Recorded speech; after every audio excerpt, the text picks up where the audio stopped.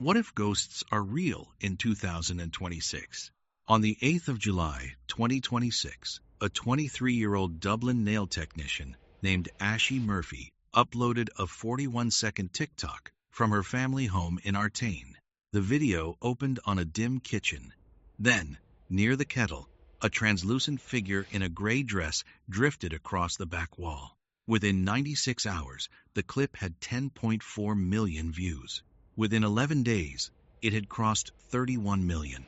The footage was examined by 3 independent video analyst teams in Ireland, the United Kingdom, and the United States. The first team, a forensic video firm in Cork called ClearCut Forensics, published a 14-page report on July 18. Their finding: the figure was present in the original RAW file. It was not a reflection, a lens flare, a projection, a shadow, or a deliberate compositing artifact. The second team, a London outfit called the Visual Evidence Group, agreed. The third, the Pacific Northwest Parapsychology Lab at the Rhine Research Center in Durham, North Carolina, agreed. 3 teams, 3 continents, 1 conclusion: the figure was there. Subscribe for a new story every night at 8 p.m. Mountain Time. Let's get into tonight's case. The 2026 ghost wave is not the 2016 ghost wave. 3 factors make this one different. The first is the Ashy Murphy effect. The Artane video is the most analyzed piece of civilian ghost footage in the history of the field. It is the first viral ghost clip in which a credible third-party analyst team has been retained by an insurance company, Liberty Insurance of Ireland, to determine whether the home is structurally and physically safe to occupy. Their report, released on the 1st of August 2026, confirmed the figure was not caused by any structural, electrical, or photographic defect in the home. The second is the TikTok boom. As of August 2026, the hashtag number Ghost Talk has crossed 18.7 billion views on the platform. The format is consistent. A young creator, often in a low-lit apartment or family home, holding a phone with the flashlight off, narrating a moment of fear, then a sudden cold spot, a drop in audio, or a figure in the background. The platform's algorithm has rewarded these videos with above-average completion rates. The most popular creators, a Florida pair called H2 Ouija, a UK team called Dead Happy, an Australian solo creator named Sasha Vickers, have audiences exceeding 4 million followers. The third factor is mainstream media. On the 4th of August 2026, the long-running American reality series Ghost Adventures aired its 27th season premiere on the Discovery Plus streaming platform. The premiere episode featured an in-studio re-examination of the Ashy Murphy footage, with Zach Bagans, Aaron Goodwin, and the show's tech team presenting their own analysis. The episode has been watched 9.2 million times on YouTube in its first 11 days. This is the first time a major American paranormal franchise has publicly endorsed the authenticity of a civilian viral clip. The belief that the dead can return is older than agriculture. The earliest known human burials at Skhul and Qafzeh caves in present-day Israel, dated to 100,000 BC, included grave goods, ochre, and the careful positioning of the body in a fetal pose. Grave goods do not make sense if the dead are simply dead. Grave goods imply a journey, a destination, a continued existence in some form. By 30,000 BC, virtually every human culture on Earth had developed rituals for the dead. The Neanderthals at Shanidar Cave in Iraq, dated to 65,000 BC, were buried with flowers. The Homo erectus finds at the Cima de los Huesos pit in Spain, dated to 430,000 BC, are still debated as to whether they constitute deliberate burial. The argument that they do is increasingly accepted. The Greek philosopher Homer wrote of the psyche, the breath soul, that leaves the body at death and persists in a shadowy underworld. The Roman poet Virgil expanded this in the Aeneid, describing specific dead Roman figures encountering specific living Romans. The Buddhist tradition developed the concept of the preta, the hungry ghost. The Christian tradition developed the soul, the resurrection, the communion of saints. The Norse tradition developed the draugr, the animated corpse that walks again with its full intelligence and physical strength intact. The Japanese developed the yurei, the pale figure in white, often with long black hair covering the face. The common thread: every human culture, in every period of recorded history, has held that the dead can come back. The form varies. The persistence does not. The modern investigation of ghosts is a Victorian invention. Before the mid-1800s, ghost reports were collected by parish priests, by family members, and by the occasional traveling folklorist. The work was not systematic. The 1,848 Hydesville rappings in upstate New York, the case that launched the Spiritualist movement, changed the model. Suddenly, ghosts were a performance medium. Sittings were held in parlors. Tables rapped. Voices came through. In 1882, a group of Cambridge University scholars founded the Society for Psychical Research. The SPR was the first academic body in the world to apply rigorous, repeatable investigative methods to reports of the paranormal. Its founding members included Henry Sidgwick, a professor of moral philosophy at Cambridge, and his wife Eleanor, who was a leading suffragist. The society opened its files to scholars worldwide. By 1900, the SPR had catalogued more than 600 individual cases of apparent psychic phenomena. By 1950, the number had passed 10,000. As of August 2026, the SPR archive at Cambridge University Library holds more than 60,000 catalogued case files. In the United States, the scientific investigation of ghosts took a different path. In 1930, the ASPR, the American Society for Psychical Research, was founded. In 1952, the Parapsychology Laboratory at Duke University was established under the direction of Dr. J.B. Rhine. The Rhine lab applied controlled, statistical methods to claims of ESP and clairvoyance. By 1965, the lab had published more than 100 peer-reviewed studies. The work continues today at the Rhine Research Center, founded in 1995 as a nonprofit successor. The point: this is not fringe work. The leading investigators, Henry Sidgwick, J.B. Rhine, Charles Tart, Dean Radin, Julie Mosses, have been credentialed, peer-reviewed, and methodologically rigorous. The findings have been mixed. The work has been real. If the academic world has a leader, the public world has its icons.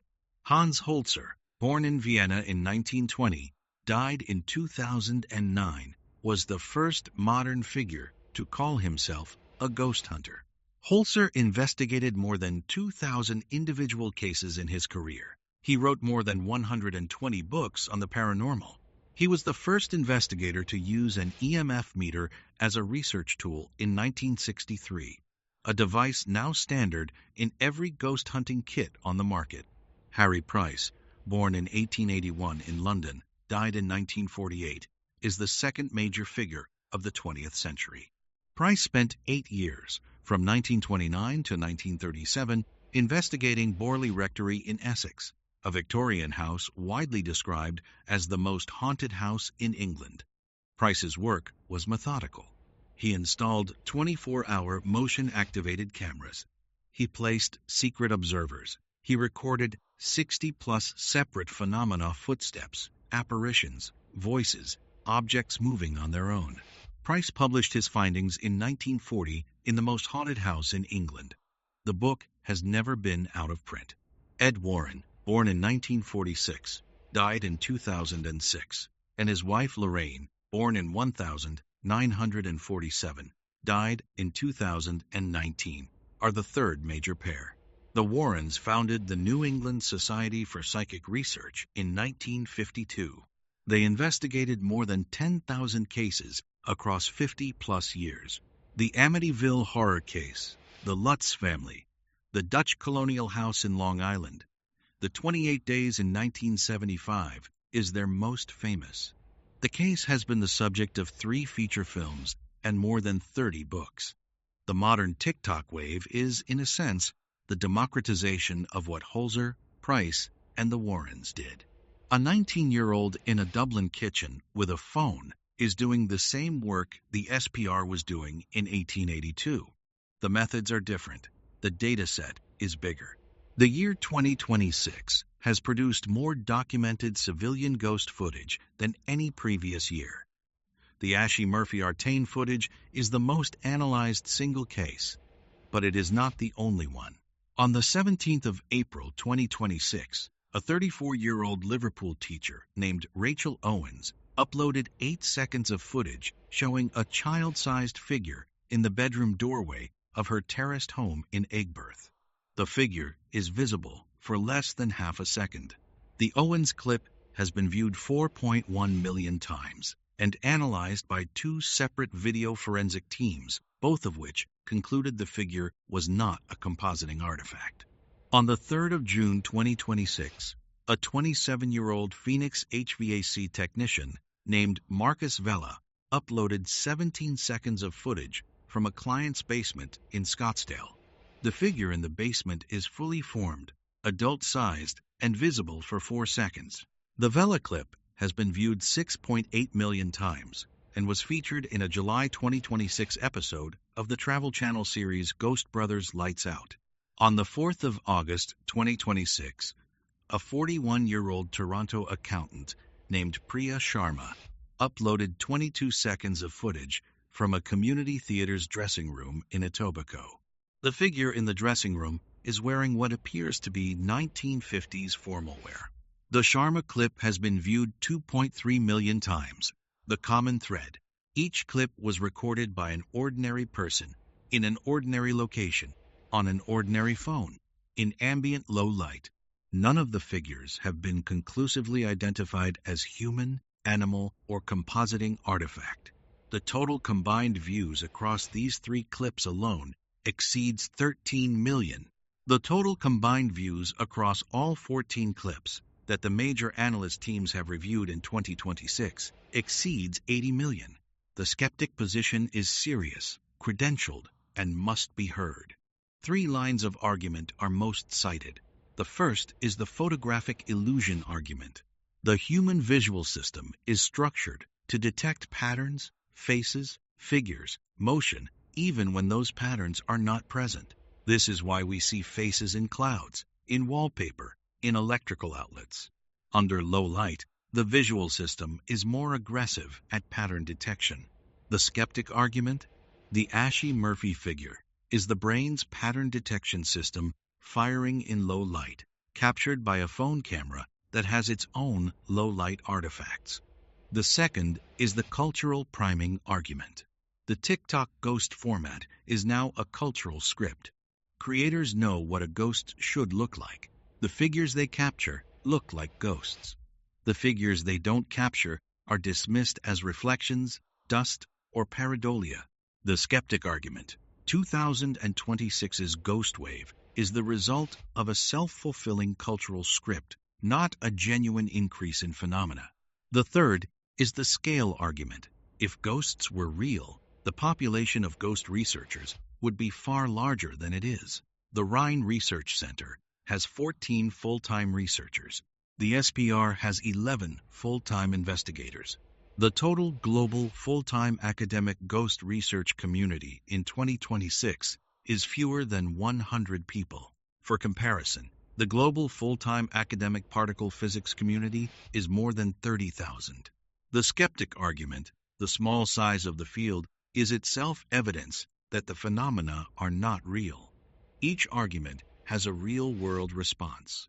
The first argument applies to any low-light video, including 1980s CCTV footage, 1990s camcorder footage, and 2000s DSLR footage.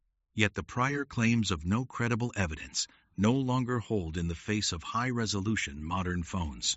The second argument applies equally to all visual media, but does not explain why 3 independent analyst teams reached the same conclusion about the Murphy clip.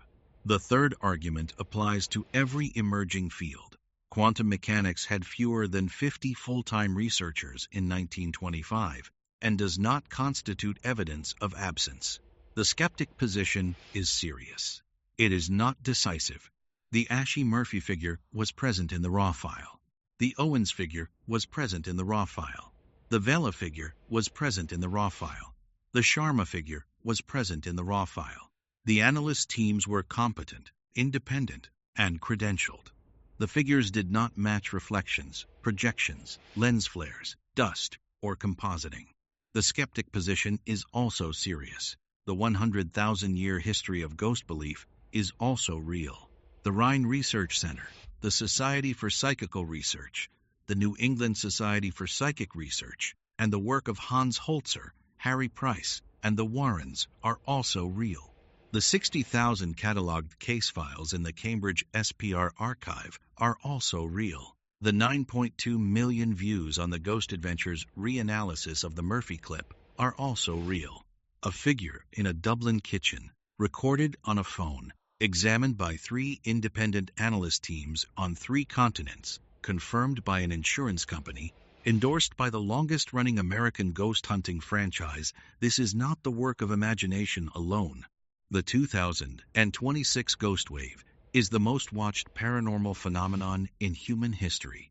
Subscribe for a new story every night at 8 p.m. Never miss a case. What if ghosts are real?